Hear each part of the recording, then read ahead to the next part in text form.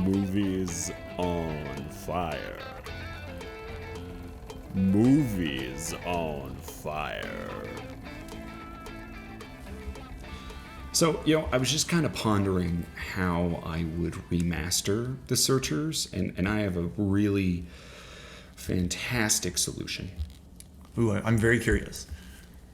We have a Japanese dub that we Okay. translate into English, that we retranslate into maybe Cantonese, that we retranslate into Japanese, and we then retranslate into German or Swedish, then back into English. Then we watch the movie like that. Is the main Native American character still played by a white man? Absolutely. Okay, well, then I think we've solved every problem with the movie. I would use deepfake technology to insert Mr. Clean into the movie. Oh, perfect, yes. That would absolutely work. Absolutely. And, ladies and gentlemen, thank you for joining us tonight. We are talking about John Ford's 1956 seminal Western epic, The Searchers, as sort of the second episode in our U.S. Western series. So, in The Searchers, we follow quaint young smoker Ethan Edwards, played by John Wayne, and his deadbeat sidekick and infamous bachelor friend/mentoree Martin Pauly to go recover yet another missing white girl. After coming home to his brother's ranch and making himself comfortable, Ethan leaves to go buy a packet of smokes from the local convenience store on the frontier. However, once he returns in the morning, he discovers his entire family has been Uncle Owened and Aunt Berued by a tribe of local Comanches, and that his niece, Debbie, has been kidnapped. Martin, the Edwards' adopted son, is bound and determined to avoid marrying his local sweetheart and decides to go look for his sister too, just for funsies, for the meme. Over the course of 5 years, the boys get up to the following. They battle local Comanches by the riverbank with some friendly gun violence back and forth. They locate one of their fellow searchers who died in a suicide run. They desecrate a Comanche warrior's grave. Martin experiences both the joys and loss of a 24-hour marriage, divorce, murder combo. They kill a totally legitimate businessman for his fabulous blood money. And last but not least, they tour a Native American detainment camp. So many years pass, and eventually Martin and Ethan blow past their beloved Swedish, not German, Swedish friend's homestead, where Martin discovers he is in imminent danger of being cuckolded by a musical scamp. Martin and his local rival beat the absolute piss out of each other. Zach, how long did that scene go on for? It's at least 5 minutes. They beat the absolute piss out of each other for at least 5 minutes or longer, and Lori is so moved by their masculine violence, she decides to renew Martin's lease for at least another year. Eventually, the two find their missing little Debbie. Their little Debbie, so sweet, so little.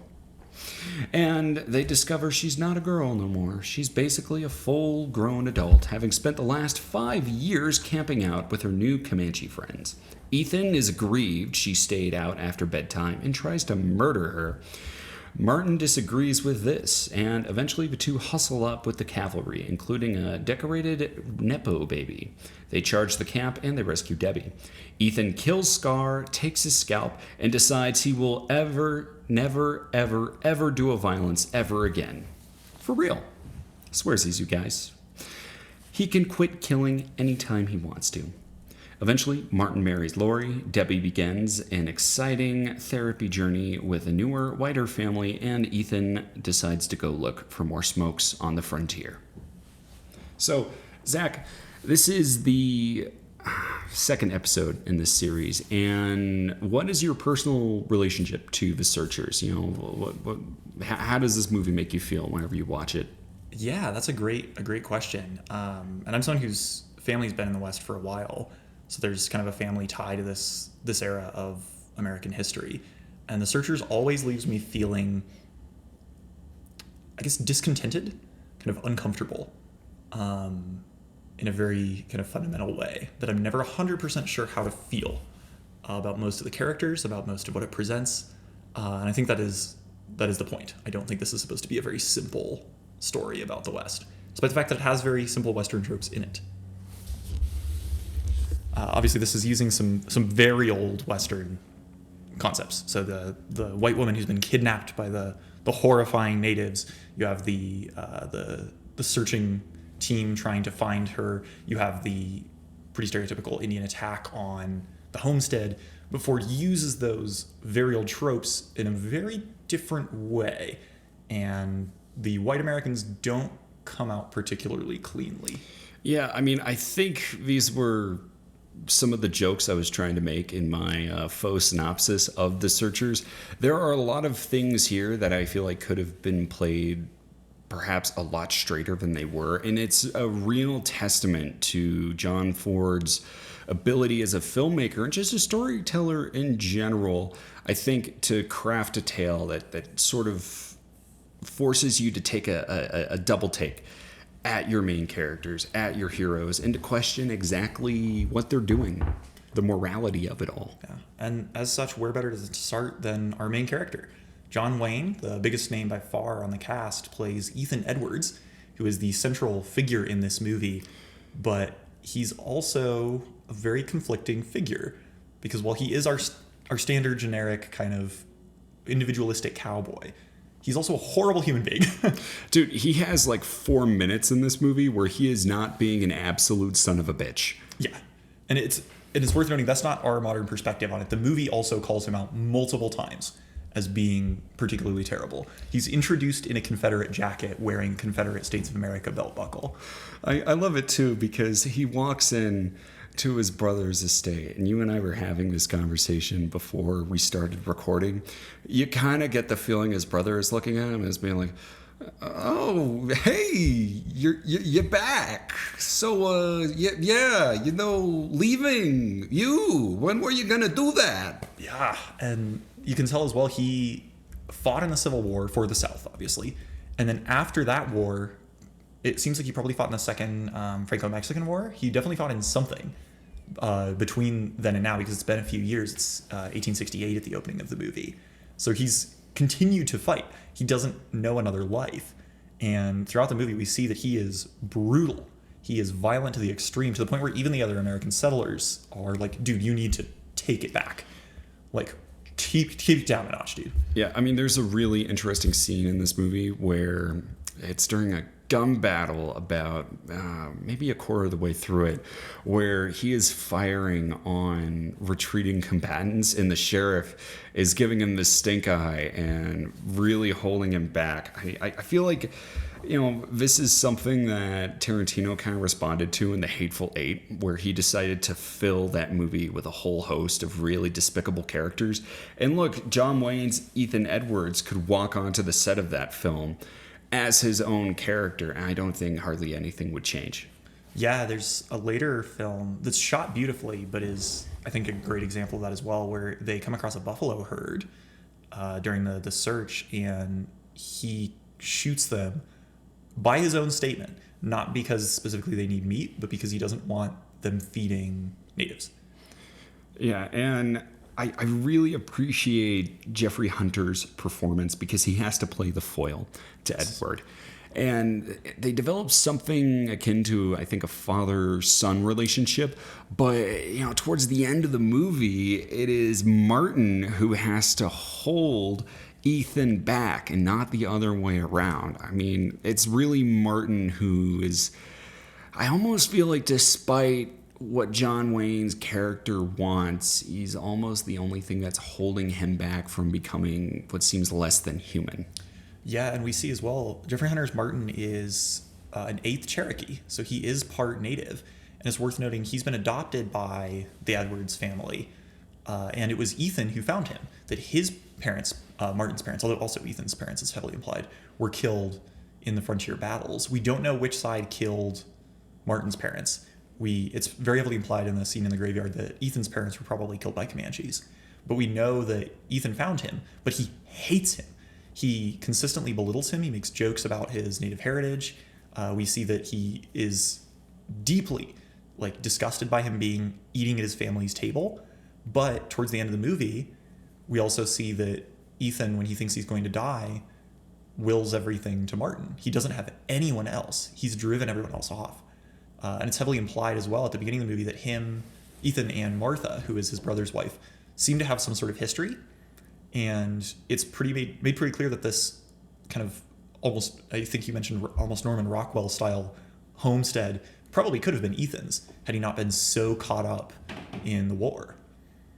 Yeah, I think it's such a fascinating character study we have here, because it's really these cycles of violence that keep on dragging Ethan Edwards down into the muck. And, we were also talking about this earlier. This movie's soundtrack, I think in a lot of ways, is extremely dissonant to the notes and to the emotional beats of the story. I think the ending, some slight spoilers here, it's deeply tragic because we see that there is no room in these households for John Wayne's character. It's almost as if he's dragging violence with him. Mm-hmm. One thing I wanted to backtrack to, even in that first home sequence, we see him handing his brother what is most likely blood money. Mm-hmm. He says it's clean. I kind of doubt it. It's heavily implied he robbed a bank for it. We know he has warrants that he fits the description of because the sheriff mentions. Martin has not. He's not desensitized. He's not willing to go to the lengths that I think Ethan is, and I really appreciate how John Ford doesn't just write his character to be that way, but we see him demonstrate this time and time again. During that river gunfight, one of the more interesting things this character does, he's conflicted by whether or not he should be shooting at the Comanches who are attacking. There's a scene where he gives up his rifle, and I want to say the comic relief character kind of takes it aside and starts blasting with it anyway, and he has like a full 5 or 10 seconds where his head is just buried in the log before he decides to pull out his pistol and start blasting. Yeah, they contrast Martin and Ethan's approach throughout the entire film, and we see as well that starting out, Martin is very clearly out to rescue Debbie. That's what he's for. He's on the searching for, right? We know very early on, Ethan is not really out to rescue Debbie. He's really out for revenge. He wants to kill Comanches. And we see later in the movie as well, the first time they find her alive, Martin obviously is ready to take her out, but he's been suspicious for a long time that Ethan is terrified that she's been sort of adopted into Comanche culture or married into the Comanches. And Ethan attempts to kill her. He tries to shoot her. And it's only towards the end of the film that he relents. And there's an amazing moment towards the very climactic mix between kind of a battle and an attack that we learn that Scar's tribe is the ones that killed Martin's parents, because it was his mother's scalp that we see earlier in the movie on Scar's tent. And Martin's response to that is, well, that don't change nothing, that he's still out to rescue Debbie. That's, I think, the crux of the difference between the two characters. And it's worth noting in the end, Martin gets the happy ending. He marries his childhood sweetheart, and he gets to go into the home. He gets to bask in the glories of civilization. Whereas Wayne is still a place for him. There's still a civilization he can go to.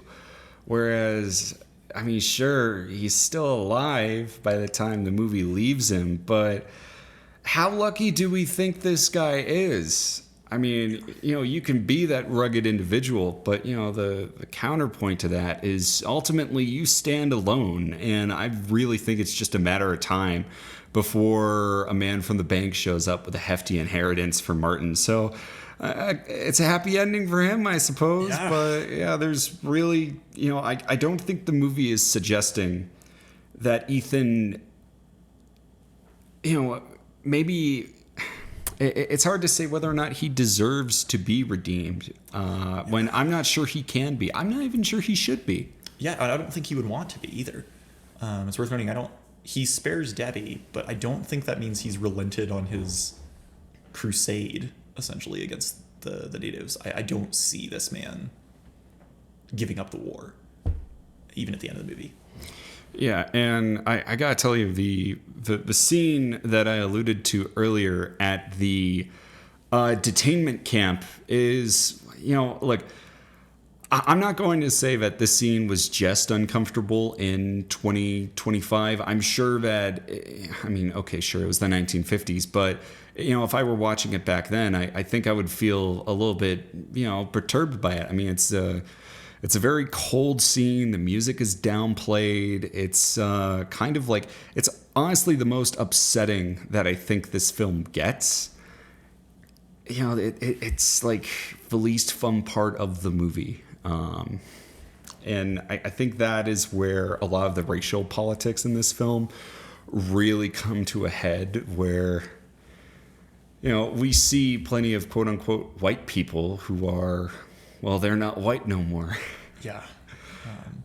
It's like an old timey racism that I think is kind of like hard to wrap your head around for the time, but it's very much a binary, I think, that he's established, that I guess Martin is trying to challenge throughout this entire movie. His sheer existence challenges it, because he's part Cherokee, he's part Native American, part white.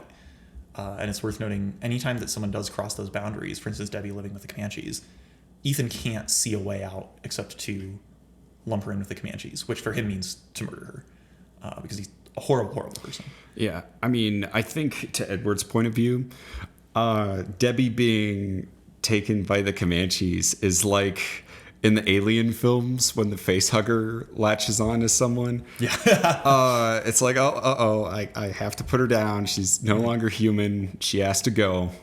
Yeah, and to kind of get to the sort of uncomfortable undertones that Alien even employs, there's a sort of simmering current. Obviously, the cycles of violence are the main theme of the movie, but there's also an undercurrent of sexual violence that's included in this, that we see consistently alluded to. That there's instances with Martha at the homestead. There's Lucy, her older daughter, is referenced to have issues around that area. And then Debbie as well is often kind of referred to in very similar ways. So we see that sort of sexual violence perpetrated as well. Well, we don't see it, but it is strongly referred to. But it's clear that the problem isn't necessarily the violence itself. It's just being committed by Native Americans against white women. And that seems to be the bigger problem for someone like Ethan. It doesn't seem to be for Martin. I think Martin just doesn't like the violence, period. But Ethan, again, his priority is not necessarily on protecting people with violence. His priority is on committing the violence. His intent is mayhem throughout, I think, this entire movie. Well, it's genocide, functionally. Yeah. To strip all the niceties away. That's what he wants. Yeah, and, again, I think Ford is ultimately a very empathetic director. The second most upsetting scene in this movie is when John Wayne's character denies a fallen Comanche their rightful death and passage into the afterlife by desecrating a corpse. Yeah. It's kind of... what am I talking about? It is probably one of the more disturbing scenes in this movie. Yeah, he shoots out their eyes. And to be fair, I do not know if this is actually Comanche tradition, but the idea in the film is that the Comanche belief is that if you do not have your eyes, you can't get access to the spirit world. So Edwards literally states that by the beliefs of the sheriff, who's also the reverend, it doesn't mean anything to shoot out his eyes. But by Comanche beliefs, it dooms him forever to wander beneath or between the winds. And that's relevant for two reasons. One, that even after death, by a belief system that Edwards hates, he's still willing to commit that violence. And also, that towards the end of the movie, we see that Edwards himself is doomed to wander forever between the winds, that this cycle of violence has caught him up in the same standard, that he can't rest either. And that ultimately it's that violence that he's committing is dooming him to the same fate, which I think is very, very poetic. And I just want to take a pause here and maybe take a step back to just discuss the violence that is presented in The Searchers in general. I just want to verify the movie's MPAA rating, MPA. And this was approved for general audiences, so I guess this would be what we would refer to as a G rating these days. It might be PG, but yeah. Maybe PG on appeal, but this was released without any censorship claims. This was Hays Code approved. It was compliant. Now, I still think it is a remarkable feat that, this director, this storyteller, still made me feel really disturbed by some of the things that are going on here. Mm-hmm. I mean, I think Ford does this in a very unique way that we've seen a lot of other really successful filmmakers employ, in that he focuses on the consequences of the violence and its impacts on the people around the cast who are either committing or exposed to the aftermath. I had made a joke that the impetus of the movie is the Uncle Beru. Or Uncle Owen and Peru. Uncle Owen and Aunt Beruing of the homestead at the beginning. But that is a disturbing scene. I mean, it's disturbing in Star Wars A New Hope. And guess what? It's really upsetting here, where we see a burned out husk of a house. We see a little girl's doll, Debbie's doll, that has been left behind. And the only report we get from this big, tough, strong man John Wayne is, you don't want to go in there. You don't want to see that. He discovers the dress of Martha, who's the matron of that family, outside the door, looks into it, but we're seeing him from inside the house, which again puts us into the victim's perspective in a brilliantly shot scene. And then the only thing you don't actually see anything. So again, Hays Code, there's nothing to take out. I don't even know if there's any blood, but all of the effect is there's nothing that you can see that would be worse than what's in your mind when you're thinking about, don't ever go in there. And he does this twice, actually. Ford pulls this trick twice. There's a later moment where we see that some of the natives have peeled off with Lucy, the older daughter, and Ford discovers her body in a canyon but doesn't tell anybody for a bit until he's forced to. And Lucy's boyfriend essentially is asking him about it, and he basically says, like, what do you want me to do? Paint you a picture? Don't ask me that as long as you live. And there's something about that element that it is so horrifying that it's overwhelmed this character, who seems very accustomed to violence, that somehow makes it even worse than it would be to see the results of it. And this is where I think John Wayne's performance in this is really fascinating, because this is effectively a man who will not be perturbed. He will not shed even the single manly Terminator tear. His only response is, I think, to externalize and project what he feels and to expel that as anger against others. He sees these things and he becomes enraged. He punches Martin upon the discovery of the burned out homestead. He's yelling at people. It's a very aggressive form of, I think, almost vulnerability, or as close as we're going to get to it with Wayne's character. Yeah, I think the best example of that is that when they have a funeral for the Edwards family that was killed, he's rushing them through the funeral because he wants to get to the hunting faster. Like, he's desperate to go out and shoot some natives, and so desperate that he's willing to interrupt the funeral, the singing, and the community for that, to get there quicker. And it's such a, I agree with that externalization of violence, that he's taking this pain and projecting it, not processing it, not dealing with it, instead inflicting it again upon others. And we see that time and time again throughout the Searchers. Yeah, I mean, he has to kill in this movie. I mean, I think in a lot of ways, this is what makes The Searchers such a important movie in film history. There are just so many stories that have the DNA of this film. I mean, this is Mad Max. This is, for all you gamers out there, this is The Last of Us Part 2. I could name other examples of this story, but we would be here too long. This podcast would be 3 hours long. Yeah.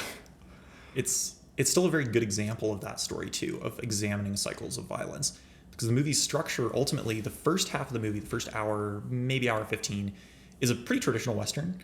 We see the attack on the homestead. We're going to go chase the natives, probably kill the natives, rescue the girl, right? And then the back half of the film sort of deconstructs this by essentially structuring the exact same events, but this time it's the Americans who are committing the violence. Because it's worth noting, Martin unintentionally gets engaged to a Native American woman, and then we later see that she is killed by the cavalry, this roving band of horsed warriors. We see that impact just as deeply as we see the impact of the attack on the homestead. I mean, we only see the aftermath. We see them walking through a field of flattened tents, and there are presumably bodies scattered in these. It's burnt out. It is, it has that same disturbing flavor as the opening does. Yeah, and it keeps going too. We see that Ford's camera also portrays the Americans as evil in places. There's a point where at the Native American sort of detention center, where we see him flip the camera on on Wayne, in an expression of pure hatred for these white women that he doesn't see as white anymore. And we see that the native response to this is informed by a lot of the same tragic loss. That Scar, the main Native American antagonist, has lost 2 sons, and specifically mentions they were killed by white men. That he has the exact same impetus as Wayne's character, that it's loss of family, that this violence is being perpetrated because of the violence, that at this point it is self-sustaining and fueling this total war, and that neither character can back down, because Scar is a definite foil for Ethan Edwards. And in the end, of course, Edwards scalps Scar. He does the same thing to Scar that Scar wanted to do to him. Yeah, I mean, as far as this character is concerned in the movie, I mean, we don't get a lot of screen time with him, no. But everything that is set up with Scar is definitely pointed to build a parallel between these characters, and in a lot of ways, I do feel like it may have been it would have been nice if we could have gotten just a little bit more screen time. I mean, dude, to be honest with you, I was joking while we were watching this that it would be interesting to see this movie flipped around from Debbie's perspective, and to see how these things looked. I think one of my favorite war movies to come out was I believe it's called Flags of Our Fathers.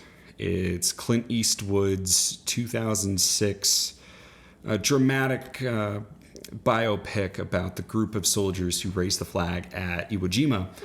But he did something really neat. I can't remember if he directed this or if he collaborated with Japanese filmmakers.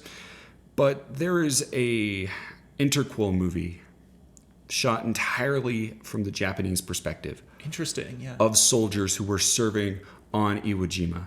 And I think that's a fascinating way to approach subject matter like this, especially when we are looking at something as polarized, I think, and disturbing as the settling of America was. Because Manifest Destiny was one of those things where it had such profound implications for Native Americans, and it facilitated the deaths and the genocide of so many people. Obviously with this movie, not that I think it's a bad thing. I think it does its job quite admirably, and it subverts a lot of really fascinating tropes that were present around this time. But I would love to see the perspective flip on this movie. Yeah, and it is obviously still from 1956. There are areas that by modern standards are not well handled. So obviously there's no mention of the fact that America did kind of start this war. We're kind of in the wrong. Obviously, this is a slice of life that's far after that point, so I don't think it's necessary for the story this movie is telling, but it is true. The main Native American Scar is not played by a Native actor. He is definitely a white guy. That's your boy, Henry Brandon. And look, I'll give it to him. He does a pretty solid job. Yeah, he acts fine. He also is white. Yeah. Most of the other Native characters are actually Native Americans. They're probably Navajo, which was the tribe that Ford worked most closely with. They were probably not Comanches, though. If I had to bet, they were probably Navajo. Yeah, and that is one aspect where I do think, John Ford is... I didn't know the guy. I haven't read his biography.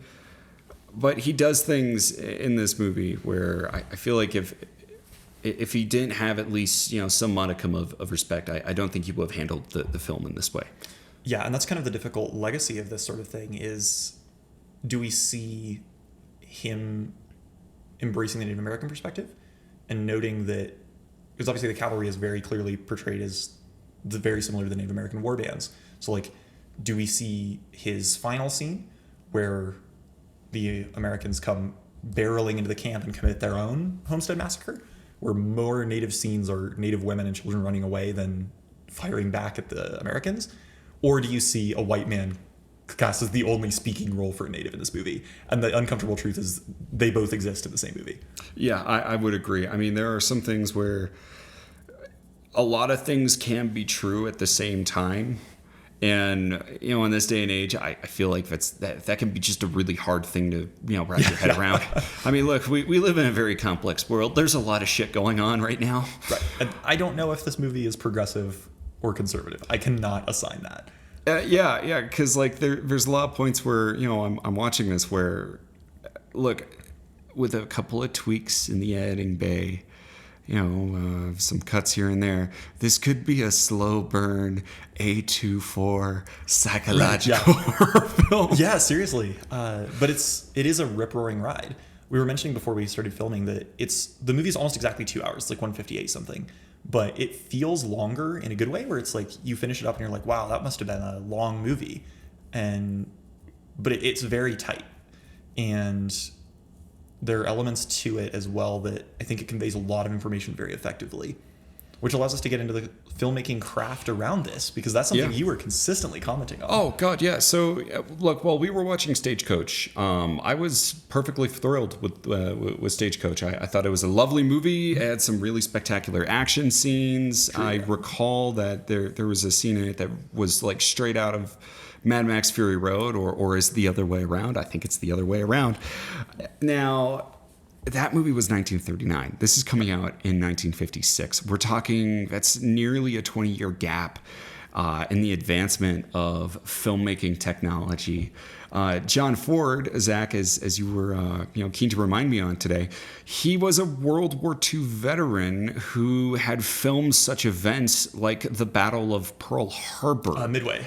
Excuse me, Battle of Midway. So he was getting his bona fides. Yeah, seriously. In a way that I feel like very, very few film directors actually do. Yeah. And he put so much of that on stark display here. So we're going from a 4/3 format ratio, right? Or excuse me, aspect Academy. ratio. Yeah, it's Academy. Whereas we've expanded to widescreen. I think it's something like 1.55 to 1. It's full color. Mm-hmm. Technicolor. Beautiful and, color. oh my God, yeah, no, this is, if you can track this one down on Blu-ray, this movie pops. It is so vivid, so luscious. I feel like I'm describing fruit, but I am actually describing the Searchers. No, this looks like a modern day movie in a lot of ways. And I think that just the way he was doing little things like blending together the stage sets with these big grand open vistas, it's incredible looking. I mean, Zach, we were debating whether or not some of these scenes were shot on a soundstage, right? Yeah, we couldn't figure it out, or out if they were, shot on location. And if we're having that discussion, you and me, the two assholes who are looking for like little holes to poke in this movie, then I think that means you must have had to have done something right. Yeah, and the location shooting is worth noting. Ford shoots a Western landscape like nobody else. It's mostly filmed on location in Monument Valley, which is where he likes to film most of his Westerns. But man, the way he can use a landscape to tell story, to convey like which characters are on top in a fight scene, to convey who's like winning, to convey just like where we're at, and to make you both feel like at home or completely alone in the same landscape is incredible. And one thing I had noticed on my last rewatch of this movie is just how much of this film is shot in deep focus. For those of you who aren't aware, I'm sure you've seen those pictures where the background gets all blurry or like kind of fuzzed out. So that is shot at a wider aperture. So like again, if you're getting your portrait done, your photographer is using something like f1.8 or f2 to get that nice creamy background. to actually expand that depth of field and to capture everything in focus, you are tightening that aperture. You are actually allowing less light to get into your camera. And I know that all sounds like boring techno mumbo jumbo, but if you are shooting a interior at f8 or like f11 where every little thing is in focus, that becomes a technical challenge. And the fact that in 1956 Ford is able to get these beautiful shots of these interiors and to light them in such a profound way to look like a Norman Rockwell painting a la 1868, it's a technical marvel. Yeah, and you were mentioning as well that he doesn't waste the deep focus either. That when you look into the background of, say, the Edwards house at the beginning, there's objects in every part of the frame. There's a sword above the mantelpiece. There's a gun above the door. You see there's storytelling found in the way that they've set the places for the dinner. There's storytelling in the way they've set up their mantelpiece, their hearth. The fact that their chair is a barrel that they've repurposed. I didn't even catch a lot of this, but you were on it instantly. We were watching this movie and you were like everywhere. Like, pause this. Yeah, I mean, seriously, there are frames from this movie that if you were so inclined, you could mount them on your wall. And I don't think anyone would blink twice or scoff at you for doing that.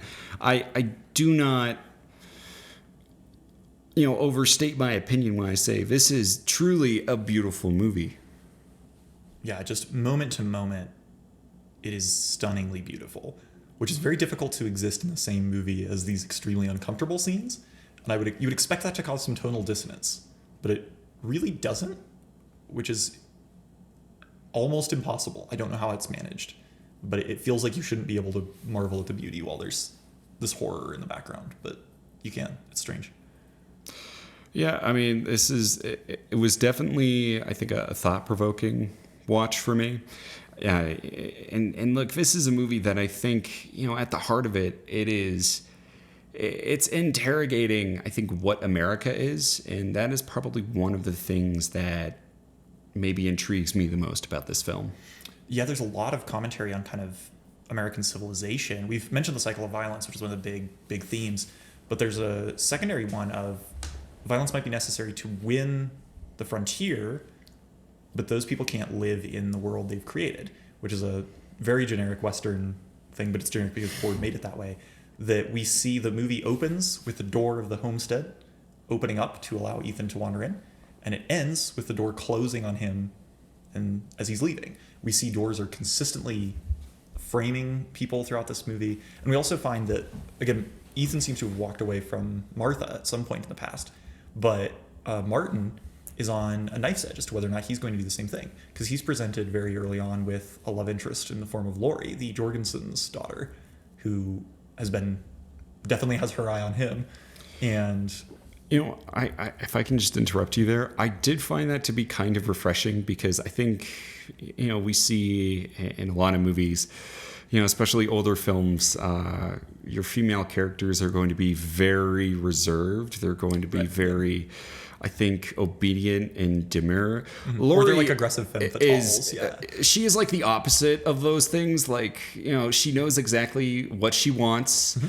She's, she feels good about, wanting to spend a life with Martin. Mm-hmm. And I think one of my favorite things about her character, when he is off to go look for little Debbie, mm-hmm. she is pissed. Oh yeah, she is angry. She is so angry at this man. And honestly, I get it, because he sends her one letter over 5 years, which, by the way, is used as a very good framing device to sort of convey the passage of time. It's one of the funniest parts of this movie. Oh, it's so good. But also, it's used again to play into those themes of what's simmering under this idyllic Norman Rockwell exterior. Because it's worth noting that she learns that he married a Native American woman accidentally through that letter.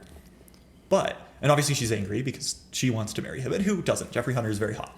But she doesn't get angry. She throws the letter in the fire, but only after she learns that the wife is Native. And later on in the film, when they kind of bust the wedding between her and this musical suitor who she's kind of settling for, because Martin is on his crusade with Ethan now. Again, playing to that theme of like, he's not going to be invested. He's in danger of falling into Ethan's path, essentially. But she mentions that Ethan's going to put a bullet in Debbie's brain. I tell you, Martha would want her to. And that's, I think, the most uncomfortable moment in the movie for me, that it strips back this veneer. Because for the rest of the movie, the Jorgensen homestead has kind of been the respite from this life of violence, this frontier horror. And in that moment, it just strips it away. And we see that Laurie is as capable of violence, as capable of hatred as Ethan is. And that she would support his actions in this instance. And not only that, but she would say that Martha, that Debbie's mother, that the person who raised Martin, would also want that. I think that kind of pulls the wool out from everyone. That the civilizational, the great bounties of civilization, as I mentioned earlier, have a very violent underpinning, even in the points that aren't in the frontier. You see, Zach, inside of you, there are two wolves. Yeah, there go. One wolf is John Wayne. It needs $5 for some smokes. Yeah, there go. The other wolf is a himbo. But no, I think that almost kind of speaks to how we as the public are able to internalize certain parts of, whether it be foreign policy or who and who we do not believe to be terrorists or drug dealers. And I think what's the word? Forgive me, I am blanking on the terminology, but it's that thing where you hold two conflicting ideas. Thank you. Yeah. Yeah, I think Laurie does kind of embody those two ideas and just how we can compartmentalize the part of ourself that aligns with what John Wayne really desires in this movie. Right, and it gets to that nuance that we mentioned earlier, where obviously, like, Laurie is not one thing. She is evidently a terrible racist, but she is also, like, a strong, capable female character. Which do you choose to get at? I don't know. And that's, I think, what I really like about The Searchers is this is a rip-roaring action movie. It is a fun movie to watch. It is very well-paced. It's very well-structured. It's entertaining the whole way through. But you walk away and you think about it. And that's what the best movies do, is they can both be an entertaining ride and something that forces you to sit with it for a while, to actually chew through it, both from a filmmaking perspective and from a thematic perspective, because there's so much to chew on. Zach, I don't think I could conclude this episode on a better note than that. And I would just like to say again, thank you for showing me this movie. Yeah, I have a love of classic Westerns, despite their often distasteful elements. But Fords truly are the best of the classic Westerns. If you're someone who's like, I don't know where to start, or like, I'm interested in Westerns, but I don't know like which ones are good to watch. Anything by John Ford, frankly, is hard to go wrong with. They're hands down the best of the classics. Yeah, and again, I really do feel like people wonder, what happened to the Western? When did we stop making Westerns? And I really don't think we ever stopped making Westerns. We're still making Westerns. They just don't have cowboys and horses in them. Yeah, the themes of the Western have carried on, even if the look of it hasn't. Which, to be fair, given the very uncomfortable undertones as brought up by this movie and also real life, I don't necessarily think that's entirely for the worse. Yeah, and with that being said, I just want to give you good old folks listening a nice little sneak peek as to what we're going to be covering in the future. Zach and we shall be revisiting Revenge of the Sith once it makes its... How many years has it been? 20. It's the 20th anniversary. It's 20th anniversary screening that will be happening at the end of April. We will be continuing this series of Western epics with The Man Who Shot Liberty Vance. And you get to look forward to in the future maybe one, maybe two really depressing Russian movies that may or may not be about war crimes. Yeah, I made Michael watch westerns. He's making me watch like Russian film. So this is our trade-off. That's right. Break out those Kleenexes and that big old bottle of vodka. We're about to get really depressed. Oh boy. All right. Well, folks, this has been Movies on Fire. Take care and see you next time. Movies on Fire. Movies on Fire.